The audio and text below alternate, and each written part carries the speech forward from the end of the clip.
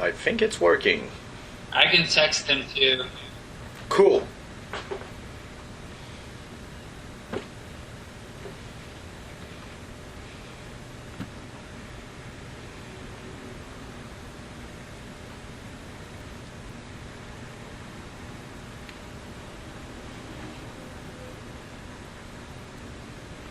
It's not working, no worries.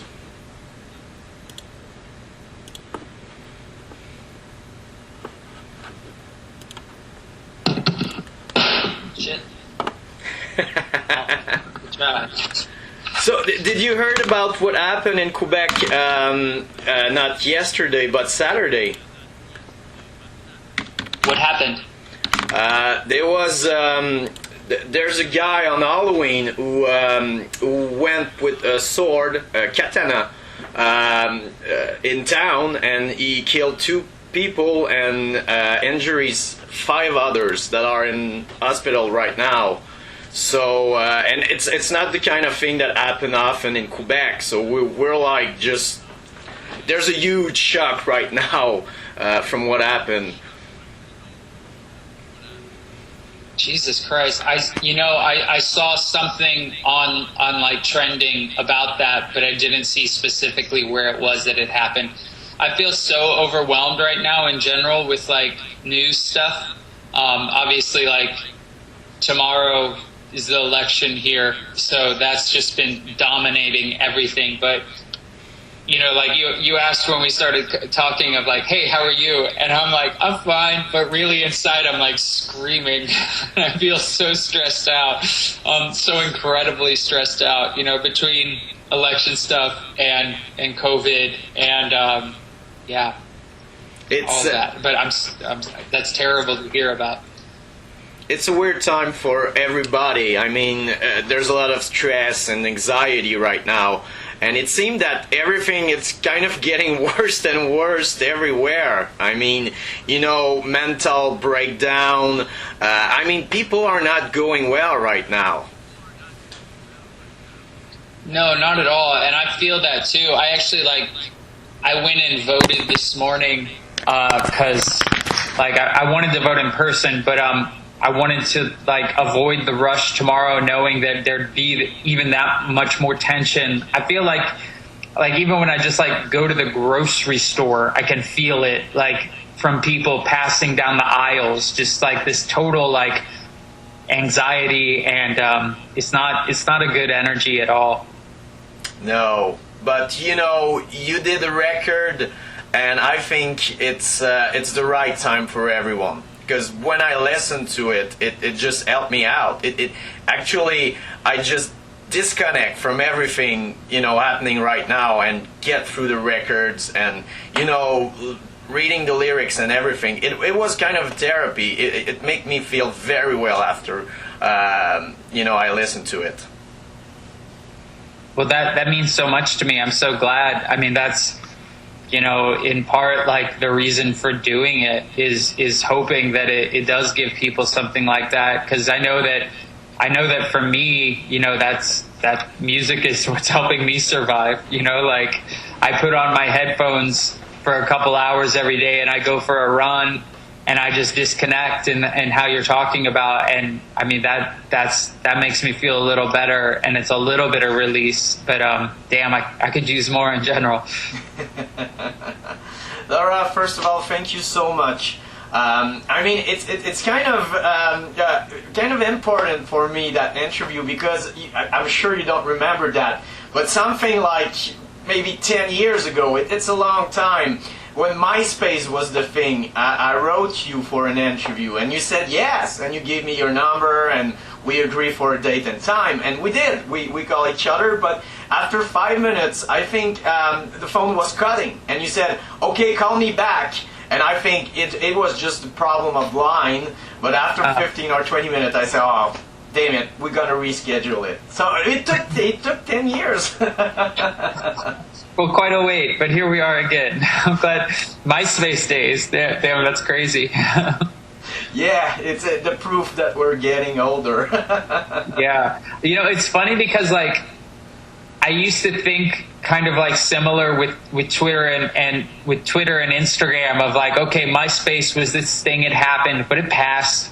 And I used to think like, oh, well, Twitter and Instagram are this thing that are happening now, but they'll pass. And now it seems like, nope, they'll just exist forever.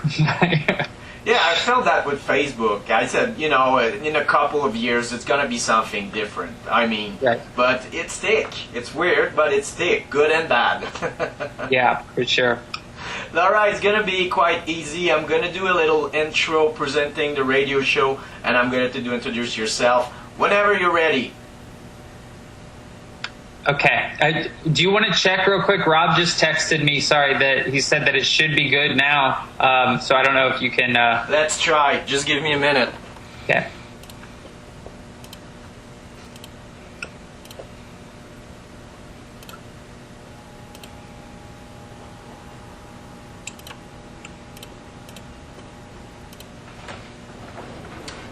I don't think so, but I kind of did a Frankenstein thing, so I'm recording right now, so no worries. Okay, all right. So whenever you're ready, Laura. I'm ready. Hell yeah, this is DJ Punk's Bed. Welcome for the first time, 10 years later when we were supposed to do the first one, but thank you so much for your time today. I'm going to introduce yourself. Thank you very much for having me. It's very, very good to be talking with you right now. And my name is Laura Jane Grace. Welcome to Prescription Punk Rock. It's such an honor. I mean, it will feel weird what I'm gonna say, but for me, you're one of the most inspiring person through the last 10 years with what you did and what you went through and just the human being that you are. I remember when I learned about Against Me and I saw you the first time, I went speaking to you and it was, you know, it's cool to see that, you know, your favorite artists are so down to earth. And you always been great with the fans and everything. So I know you inspire a lot of people through the years, and I want to thank you for that. But how you felt right now in those weird time with the new records on? Well, thank you very much for saying all that. First of all, I appreciate it. But yeah, how do I feel right now? At the moment, you know, I feel fairly stressed. I think that most people are feeling a lot of stress. And, you know, we have the election here tomorrow in the U.S., and it's felt like for months everything in life has just kind of been on hold, waiting to see what happens with that, even though I'm not sure what we can really expect to totally change afterwards, you know, and certainly even if things go well as well as possible in the election, I'm not sure that any positive change will be felt immediately. It feels like this winter in general is going to be pretty hard with COVID, and you know, I know that I'm missing live music, and I assume anyone who's listening to this right now is missing live music as much as I am. I miss touring, I miss traveling, I miss my friends, I miss playing shows, I miss being at a show, I miss it all. It's such a weird time because, you know, when you release the records, you go on the road and you see the reaction of people, you speak to them, they share their emotion listening to the music, but it's not happening right now. But in an other way, people need that more than ever. I think people have maybe more time now, so they're getting more into music and discovering artists, and I think they're more there now, you know, helping, you know, I think the punk scene, there's so much more people now that are into it, and I see that from people, you know, oh, I listen to that record, and normally they don't have time. Did you feel that, you know, it was the right time to release that with that situation? I definitely felt like there was no reason to wait, you know, like, where yeah, you know, like, I feel what you're saying too, of like that, like I know personally the amount of music that I'm listening to.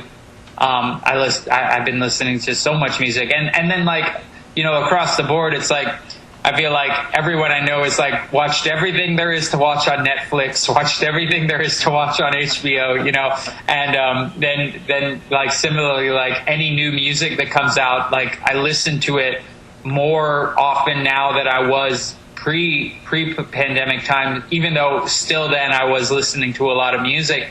But it feels like that there's no reason to kind of follow the old way of doing things, of like, traditional record release schedule is like you announce a record 3 months in advance, maybe you release one song and a single, and then you kind of like string it out. And oftentimes like that schedule is built around the idea of like you're announcing tours and like, you're trying to get people to come out to shows. And without any of those constructs, like there's just no point to go like that. And it feels like if you have something that you need to say, and if you like that, there's no reason to wait. It's a very real possibility that any one of us could get sick and could pass away. That's not dramatic to say or to think that way. Like, there's no reason to try and wait until tomorrow to live. It's true. I think people were taking so much things for granted. Being at a show, playing shows, there were things that we never felt that we're going to lose that in the near times. And it happened like that. And I think a lot of people realized that the way we were living, it's not working, because everything is falling apart. Right here in Quebec, it's medical. The hospital cannot have enough amount of people there working to cover if there are more than 500 people in hospitalization. So it's a weird time. Capitalism is falling apart in a way for many years, but we see that live in our face right now with the pandemic, I think. Sure. And I think that like, thinking about that in terms of like of music, and realizing like how much people took for granted the way touring worked or the way live music worked, and how fragile it actually was, of like, it only being so many months without shows, and already so many venues are closing. Yeah. And the idea that we don't really know how long this is going to last, and what will be left after it's over from venues, and thinking like, well, damn, it really like, that's how many decades of rock and roll that it took to build all this, and like that it wasn't just one genre of music that was responsible for building it all, that it was all of it. All live music was responsible for supporting an ecosystem of venues, of touring crew, of all of it together. And some aspects of that maybe used to seem so separate before, and like that they were their own thing, you realize that it was all really a part of itself, It's true. It's true. And it's very well analyzed. And I mean, when I read the lyrics of the new record, Stay Alive, it really touched me, because sometimes you want to try to find the right words, but that was the right words. That's the words I was seeking. And it's cool to have a voice sharing them and talking about that. And was it a simple process writing those songs? Are, because they're from the heart, and sometimes you go in maybe in negative emotions and in deep corner of yourself, writing that and being there. Was it tough, or it's something that really came natural? Well, and for better or worse, I think a lot of these songs resonate and make sense right now because they're songs about isolation and about loneliness, which is something that all of us are just experiencing on a mass level in different ways. And all of these songs were written over the past couple years, like leading up to this. But I had a lot of songs, like I thought I was going to be doing an Against Me record at the beginning of this year. And we had maybe 30 some odd songs we were working towards. And when this happened and it became apparent that we weren't going to be able to continue working on a record together because none of us live in the same place or anything, when I looked at the songs I had, I realized I think there's already a record here, and I just picked the ones that all kind of made sense and fit together and worked thematically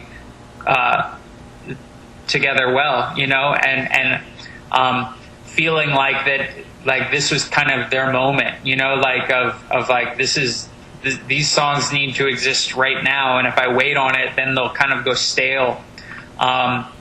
It felt right, it's cool because I know there's a lot of artists after a while they throw those songs in the garbage saying, I waited too long, it I doesn't feel them anymore. But I'm pretty sure for many people that will be great songs.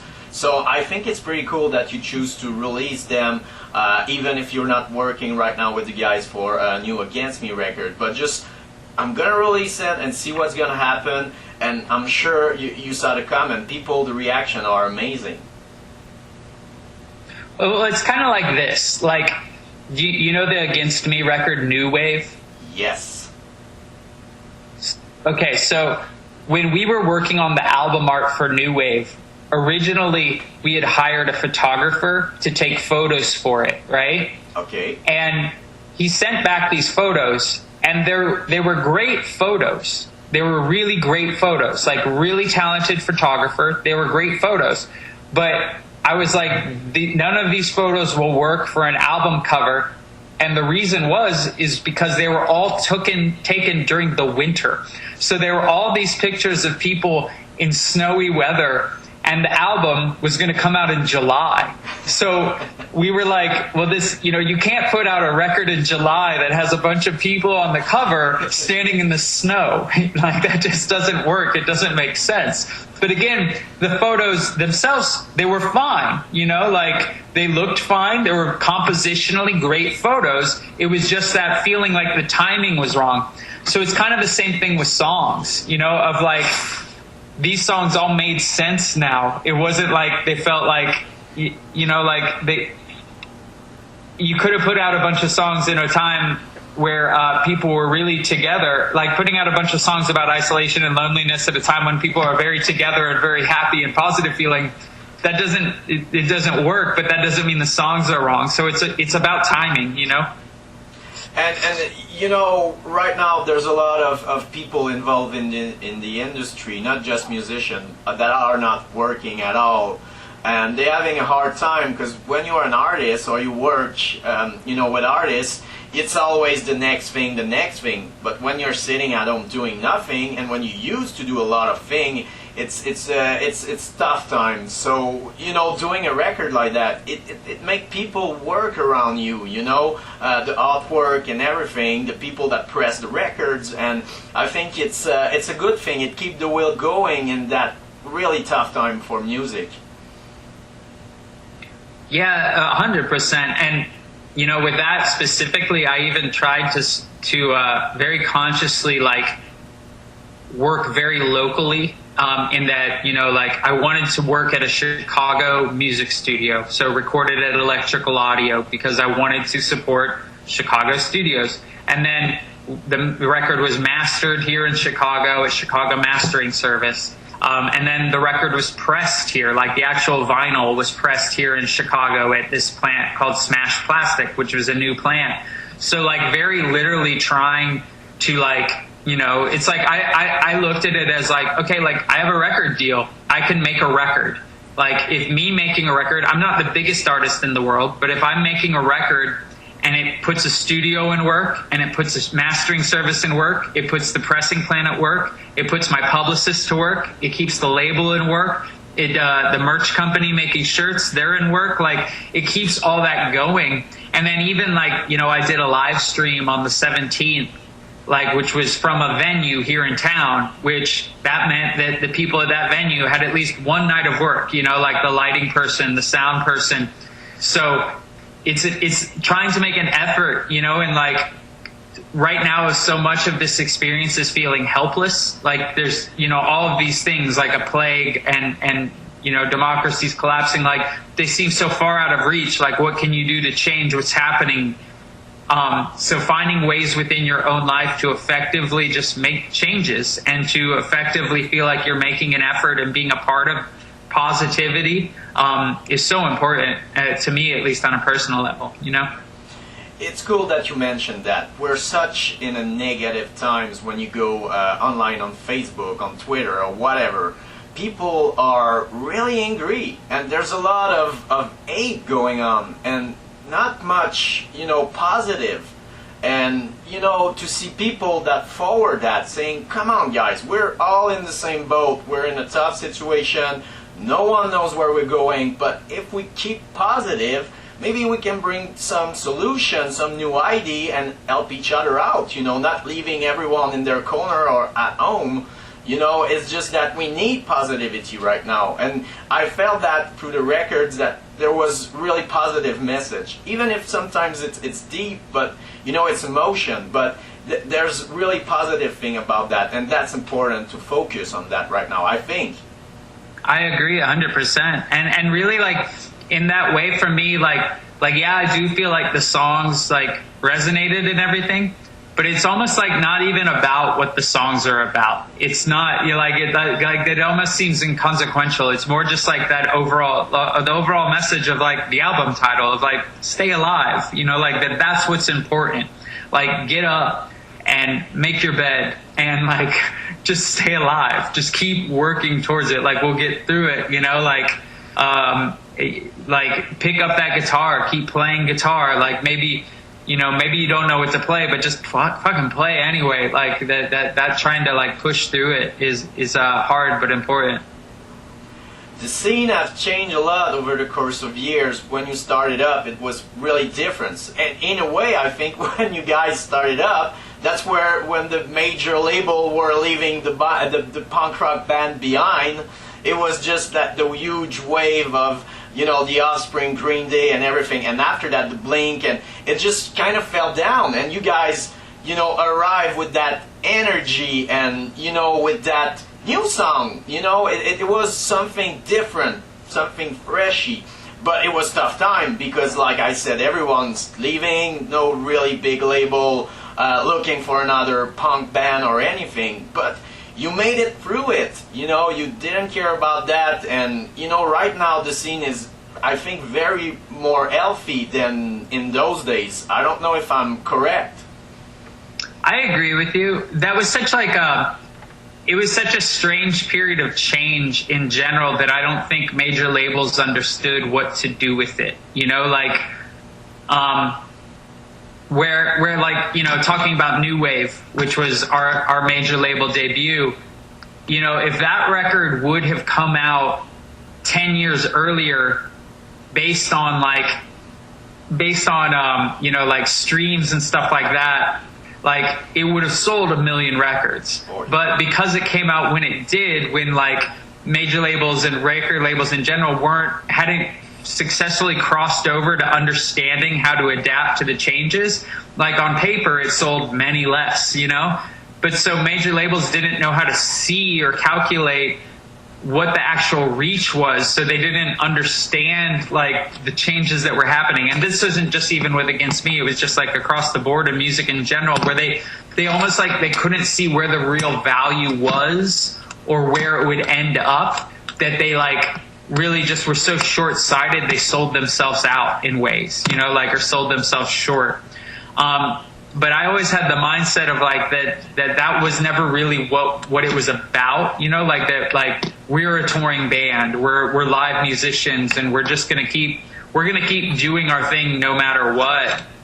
That we didn't let a lot of those changes affect us, and we just kept doing our thing, And it works. And one thing I appreciate that when you release New Wave, there was good song on radio and from a punk rock band, and people were not like, oh, they sell out. It was kind of, it's not bad having band, on major radio and having great songs when you're, in your car or anything. I think it's, it kind of curved that mentality of, selling out and everything, which is, a nonsense since beginning. You're good, you deserve to live from that. I'm working 40 hours a day. If my boss not pay me after 2 weeks, I'm gonna be pissed off like everyone else out there. But the band is not the same. They are not paid. And I always said, in those days, it's more accurate than ever. I think you out there, all artists should have, the salary of therapists, because you are therapists. When I go see a show, I felt right. It's my therapy. I agree. So the government, you have to change that. Musicians are therapists, man. Yeah, I just want to be able to afford to see a therapist. That's the thing, you know. But I'm sure it was a real therapy creating that records, because I mentioned it. You know, after listening to it a couple of times, it made me feel right every time. I mean, the lyrics, the music, it's you know, it's not a big, you know, with a lot of musicians. It's a simple records, but it proved again that you don't need to go through orchestral and everything and put a lot in the record for it to be good. If the songs are strong, you know, it's gonna reach people, and I think it's really the point of it. It's a simple but fucking good record. Thank you. Yeah, I agree, and I don't think that that there's no reason why the songs can't be built on. Like, I'm sure when Against Me is able to tour again, like, we'll take some of these songs and we'll turn them into full band songs, and who knows, down the road, maybe like record some, put out them on an EP or do a live record, or, you know, there's no reason to put on any kind of limitation on anything. I find it interesting that the songs evolve where, you know, with the band, and you change it and you play it in another way. It could be really interesting and show other view, you know, an emotion to that, you know. I agree, and like so many of my favorite artists do that, you know, and I think that's like the sign of a good song, is that it is like a living thing and it's able to change over time.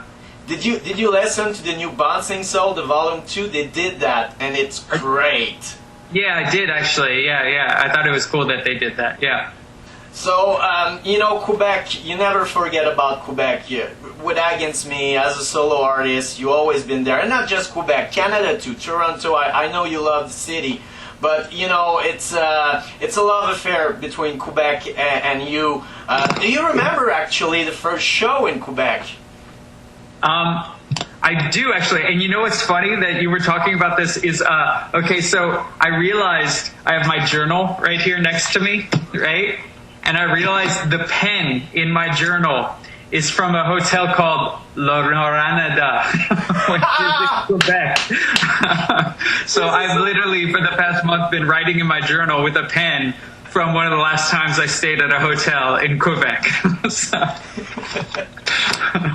What a great timing. I do remember the first time I played in Quebec, though, and I remember specifically that it was so windy. Like, we went for a walk and went to, like, the top of the city or whatever, and I remember we were, like, leaning into the wind. It was just so windy. It's Quebec. Quebec is so windy. It's just, it's because of Le Fleuve Saint-Laurent, which is so near from waters, then there's a huge, you know, wind thing. So even in winter or summer, there's always wind, you know, around Quebec. Yeah. But it's cool. I remember, you know, I saw you many times, but one show that I remember clearly was the 400th anniversary of Quebec City, where you did a free show for people there. And I bring my mom, actually, and it was funny because she was whining about my music, all my, you know, when I was a kid, but she really enjoyed it. And do you remember there was a grandmother there, something 82 years old, that was not in the crowd, but there was like a balcony, and she was there. I do, yeah. Yeah, I really like, in general, events like that where there's a much broader audience. There's something like kind of more, it's more special feeling, and it feels like you're reaching, like, just, I like feeling like I'm reaching different people, you know, and that it's not just one thing, you know, like, it just feels always that much more worthwhile. It's pure. It's pure, you know. It's and yeah. You play many festivals in front of maybe metalhead or rocker or people that are not involved in the punk scene or alternative scene, and they had a great times, and you see their reaction from the stage, and it's pure. They're not, you know, they didn't enjoy the band before that. It's that moment, and it's cool. Like the first gig, I'm sure you did. People didn't know about Against Me, and it was a surprise for everyone, you know. So you see the reaction.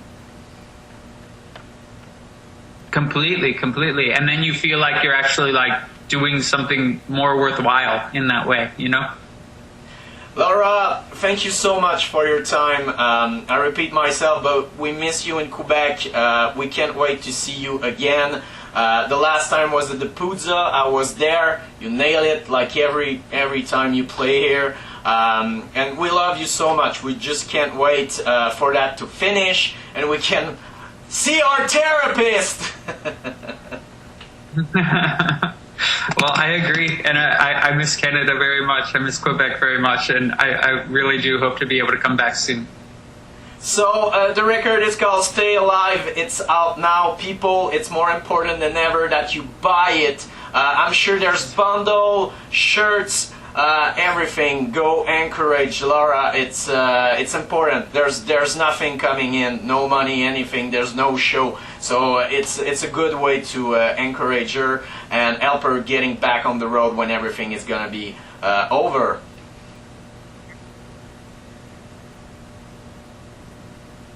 Right on. Thank you very much. Thank you so much. Seriously, it took 10 years, but it's a huge honor. And I repeat myself, but thank you for everything you did, and thank you for being such a rad human. Keep on positive, and let's change that word with love and helping each other. Agreed. Hopefully it won't be another 10 years before we talk again, okay? Yeah, let's not do another 10 years. Make sure when you come here, let's shake hands. But thank you for your time. I really appreciate that. And thank you for everything. Right on. Thank you, Eric. Bye. Cheers. Bye.